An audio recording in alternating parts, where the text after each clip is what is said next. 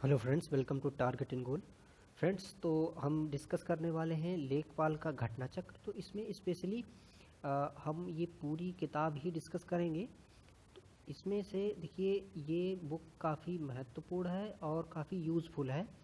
इसमें से हम सिर्फ ग्रामीण विकास की जानकारी को ना लेते हुए हम इसमें से और भी टॉपिक्स लेंगे। तो यहाँ पर देखिए, ये टॉपिक का अगर ब्यौरा हम देखें तो जैसे खेती की माप। अब देखिए, ये इस किताब का ब्यौरा है, लेकिन यहाँ पर खेती के माप के लिए हम एक अलग सा वीडियो आपको प्रोवाइड करेंगे। और मैंने एक वीडियो पहले भी बनाया था, तो मैं कोशिश करूँगा कि डिस्क्रिप्शन में उसका लिंक दे दूँ। और यहाँ पर देखिए, ये लेखपाल से संबंधित और जो जानकारी हैं, जैसे क्या कि कार्य एवं विभागीय जानकारियाँ। इसके बाद में पंचायती राज व्यवस्था जो है, पंचायती राज व्यवस्था से प्रश्न पक्का पूछा जाते हैं, तो वो भी हम इसी बुक के थ्रू ही उसको डिस्कस कर लेंगे। इसके बाद राजस्व और चकबंदी विभाग की जो जानकारियाँ मुख्य मुख्य रहेंगी उसे देख लेंगे। यूपी का चूँकि ये एग्ज़ाम है, तो यूपी में हम देखेंगे कि उत्तर प्रदेश की कला और जो संस्कृति है, कला संस्कृति, उसको भी यहाँ पर देख लेंगे। जनसंख्या यूपी की कंपेयर करेंगे हम इंडिया से, मतलब कि उसके पूरे सिनेरियो को देखेंगे हम। उद्योग उद्योग और इसके साथ हम, वैसे तो इस चैनल में एक वीडियो पहले से ही पड़ा है, वन डिस्ट्रिक्ट वन प्रोडक्ट, वो बहुत ज़्यादा पूछा जाता है।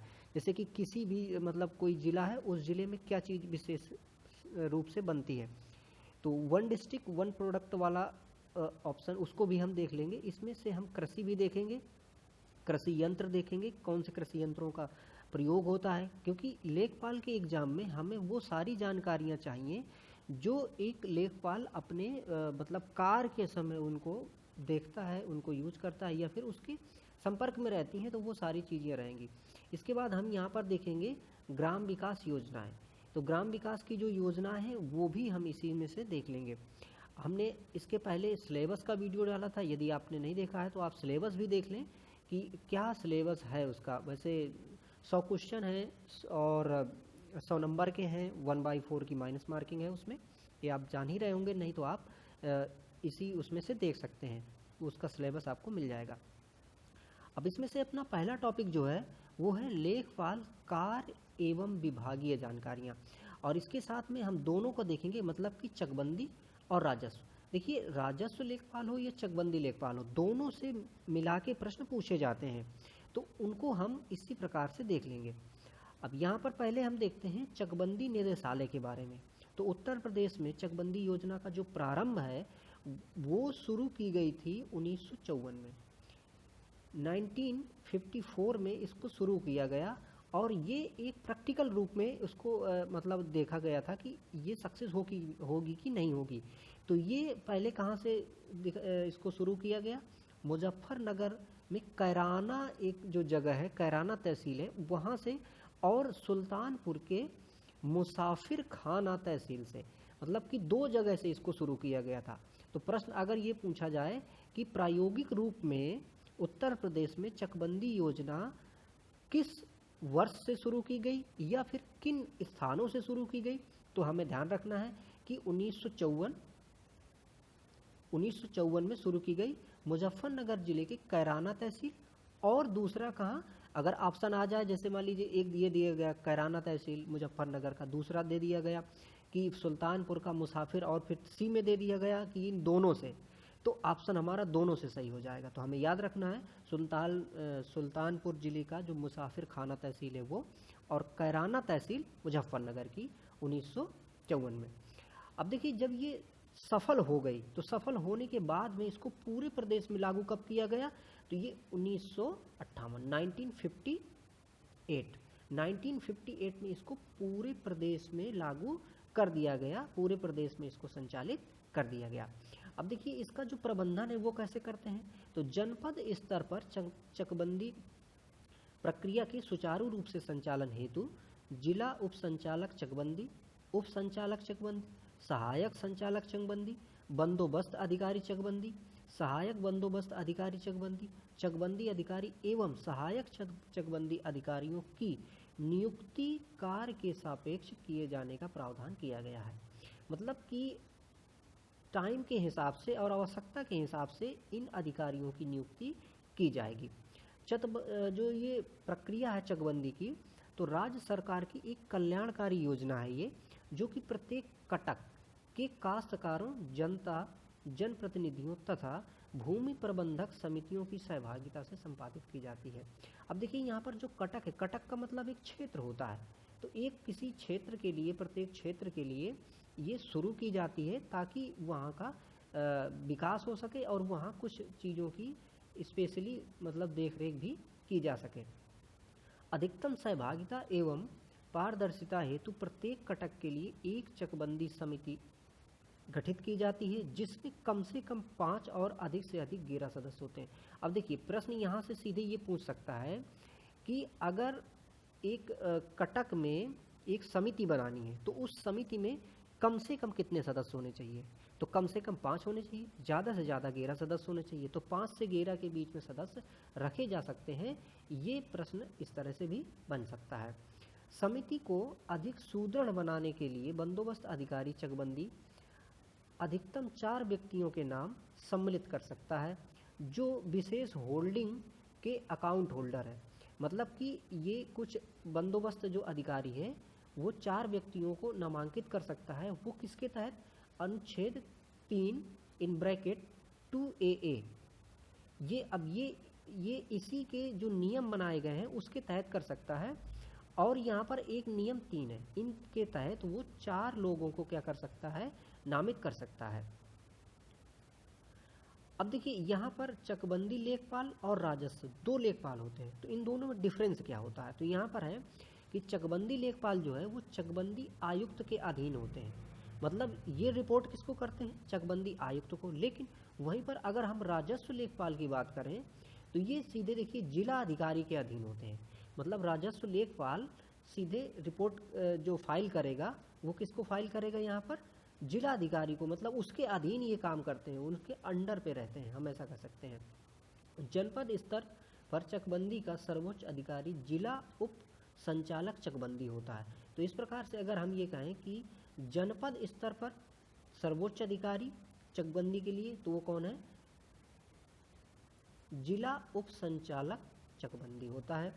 अब यहाँ पर देखिए जो हमने अभी पढ़ा, इसी से जो प्रश्न पिछले वाले सेशन में आए हैं, मतलब जो एग्ज़ाम हुए हैं, उनको यहाँ पर हम थोड़ा सा फ्रेंड्स पहले देखेंगे, फिर आगे की चर्चा करते हैं। अब देखिए ये परीक्षा में कुछ प्रश्न पूछे गए थे, जैसे कि देखिए ये जो पहला प्रश्न हम यहाँ पर पढ़ने वाले हैं वो 2015 में पूछा गया था, पाली सेकंड में, राजस्व लेखपाल में ही पूछा गया था। ये 13 सितंबर 2015 को जो एग्ज़ाम हुआ था, इसमें प्रश्न आया था कि जमाबंदी से क्या तात्पर्य है, और ऑप्शन थे भू अभिलेखों,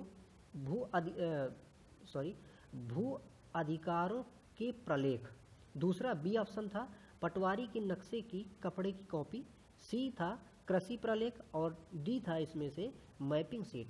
तो इसका जो आंसर था वो था भू अधिकारों का प्रलेख। अब देखिए भूमि के जो अधिकार हैं उनकी जो लेखा जोखा है उसे ही हम क्या कहेंगे? जमाबंदी कहेंगे। तो यहाँ पर देखिए, और इसका डिस्क्रिप्शन इस प्रकार से भी दिया गया है कि जमाबंदी भारत में प्रयुक्त एक शब्द है जिसका संबंध भू अधिकारों के प्रलेख से होता है, अर्थात यह एक ऐसा दस्तावेज होता है जिसमें तहसील से संबद्ध प्रत्येक गांव के भू अधिकार प्रलेखों को ब्यौरा रखा जाता है या ब्यौरित किया जाता है।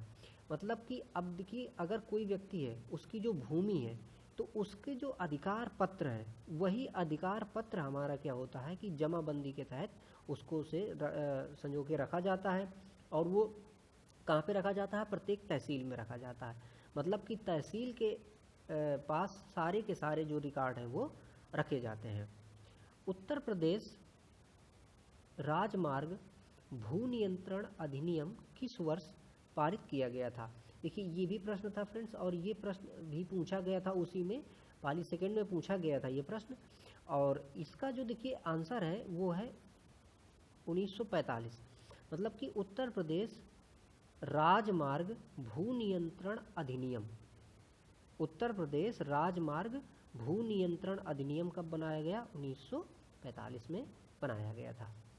अगला देखिए इसी में से प्रश्न आया था, ये आया था कि उत्तर प्रदेश में एक वर्ष में न्यूनतम कितनी ग्राम सभा की बैठक मीटिंग होनी चाहिए।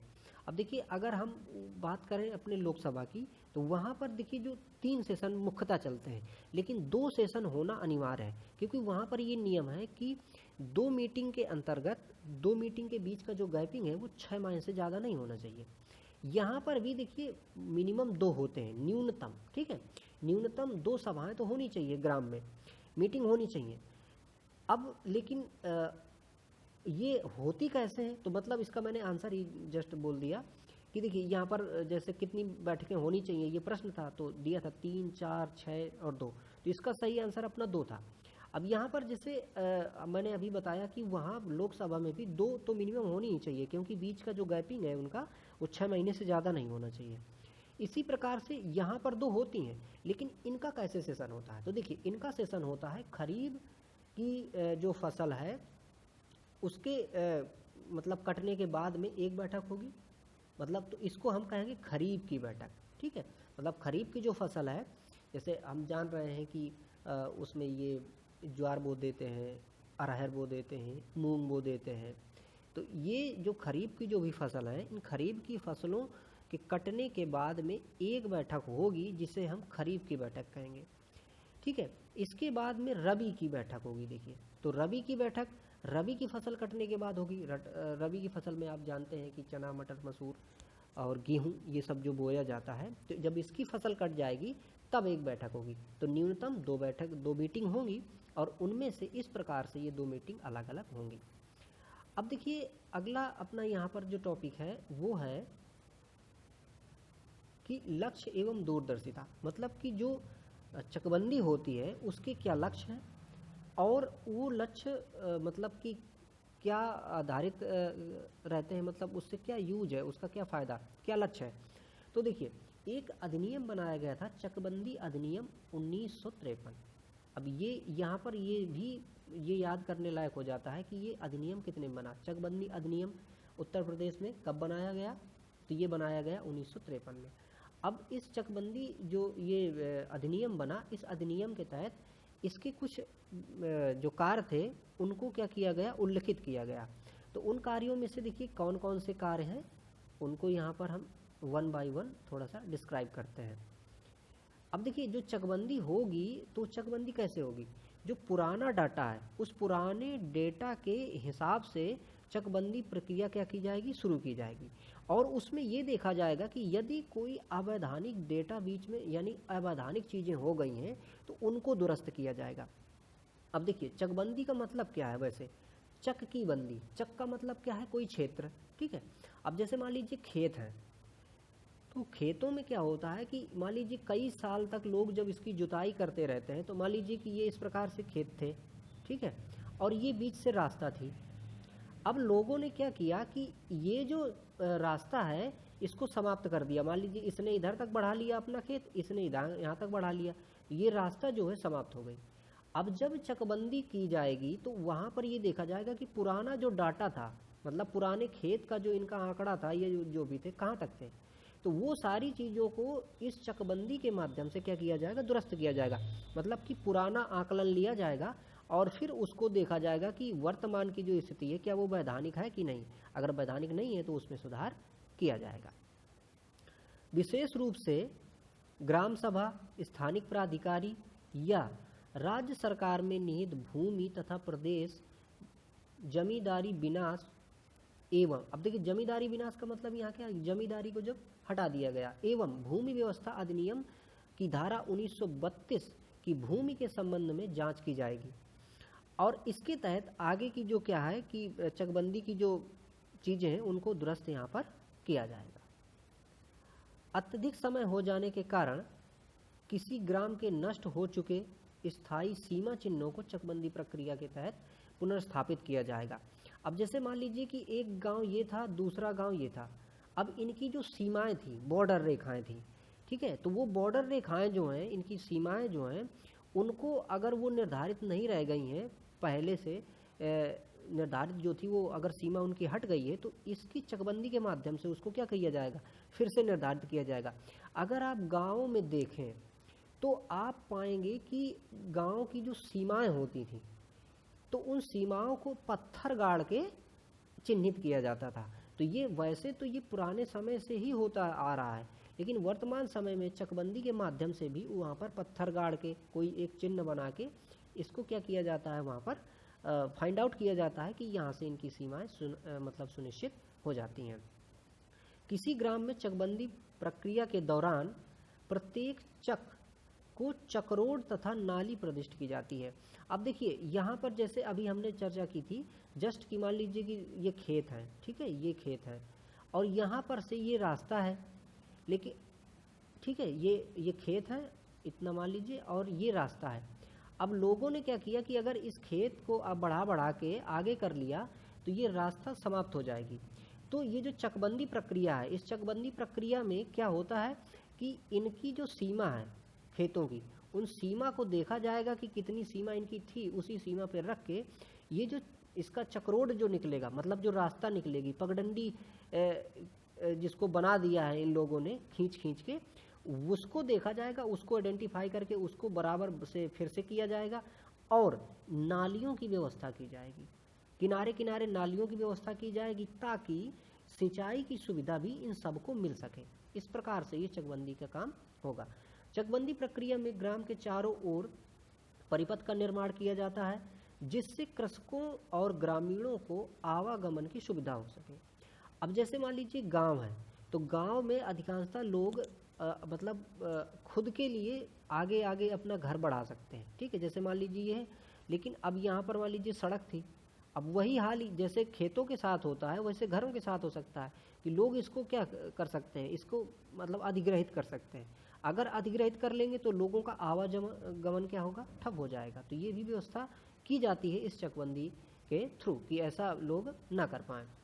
सार्वजनिक प्रयोजनों के लिए अगर कोई चीज़ें हैं, जैसे आप देखें कि चिकित्सालय हो गया, सामुदायिक केंद्र हो गया, खेल का मैदान हो गया, पशु चिकित्सा के लिए हो गया, स्कूल हो गए, तो इन सारी चीज़ों की जो भूमि है उनको देखा जाता है, चिन्हित किया जाता है कि ये भूमि कहाँ थी, कितनी थी, किसी ने इसको अधिग्रहित तो नहीं कर लिया। अगर अधिग्रहित कर लिया है तो उसको भी इसके थ्रू, चकबंदी के थ्रू क्या किया जाएगा कि फाइंड आउट करके और उस व्यक्ति से ले लिया जाएगा ताकि ये सारे काम हो सकें। एक चीज़ और, भविष्य में अगर गांव है, मान लीजिए इतना गांव है, भविष्य में ये गांव और प्रसारित होगा, तो इस प्रसार के लिए जो ग्राम समाज की जो ज़मीन होती है उस ज़मीन को आवंटित किया जाता है SC ST और OBC वर्ग का जो कमज़ोर तबका होता है, मुख्यतः जो SC ST के लोग होते हैं उनको इस गांव का जो क्षेत्र ग्राम के लिए रिजर्व है उसको यहाँ पर पट्टों के रूप में क्या कर दिया जाता है, दे दिया जाता है, जिससे कि वो आगे रह सकें। और ये किसके लिए मुख्यतः किया जाता है, जो भूमिहीन है, जिनके पास ज़मीन नहीं है, रहने के लिए ज़मीन नहीं, उनके लिए ये सारी व्यवस्थाएं की जाती हैं।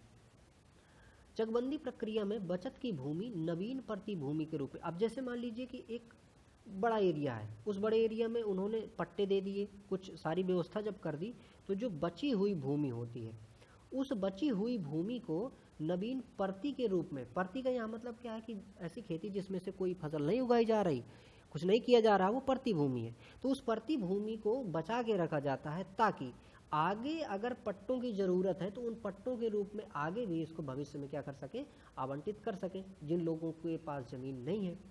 और इसके साथ साथ में राजस्व ग्राम खतौनी, खसरा और जसरा का मतलब है यहाँ पर भूचित्र, मतलब कि उसका जो भूमि है उसका एक चित्र बनाया जाता है कि इस तरह से खंड है ये, और उसकी माप लिखी जाती है।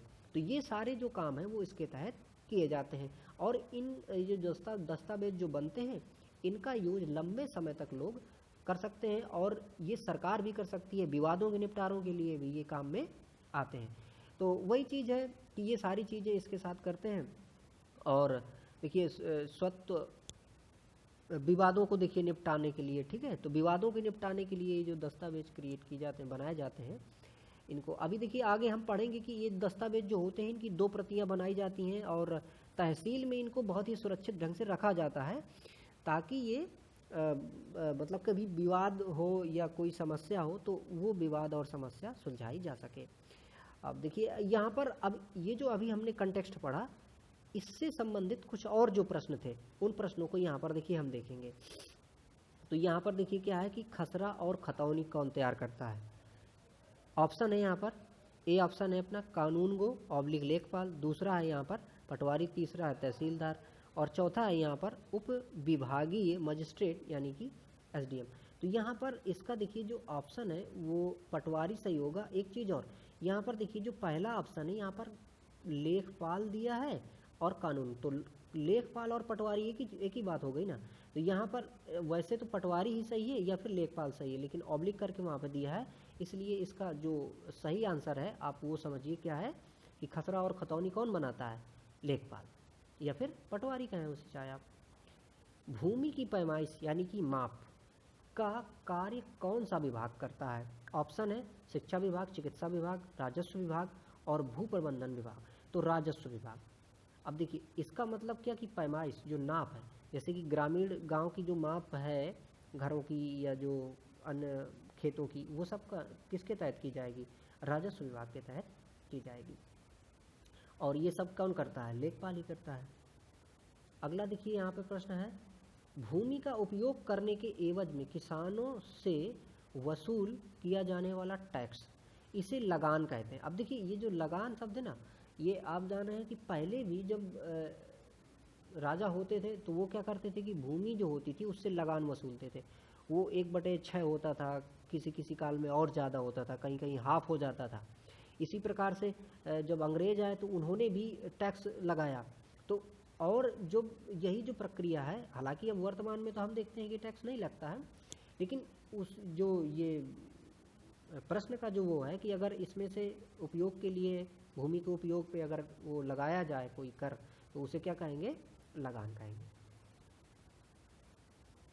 जमाबंदी तैयार की जाती है।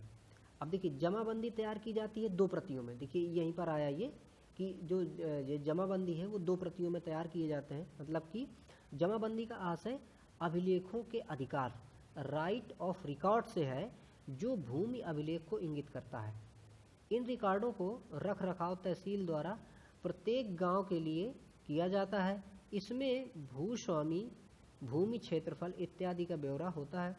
जमाबंदी की 2 प्रतियां बनाई जाती हैं, जिनमें से एक सरकार के पास और दूसरा पटवारी के पास होता है। मतलब कि एक तहसील में जमा होती है और एक पटवारी को दे दी जाती है, तो पटवारी उसको यानी लेखपाल जो है उसकी ब्यौरा को देखता रहता है कि भाई किसका क्या है, और ये साधारण जो चीज़ें हैं वो सब वो करता रहता है। तो इस प्रकार से ये चीज़ें जो हैं वो होती रहती हैं। तो फ्रेंड्स इस वीडियो में इतना ही, और हम कोशिश करेंगे कि बहुत ही जल्दी आपको वीडियो प्रोवाइड करें ताकि ये सारी चीज़ें आपको आ जाए। और इस वीडियो को आपने लास्ट तक देखा, इसके लिए आपका बहुत बहुत धन्यवाद। Thank you for watching.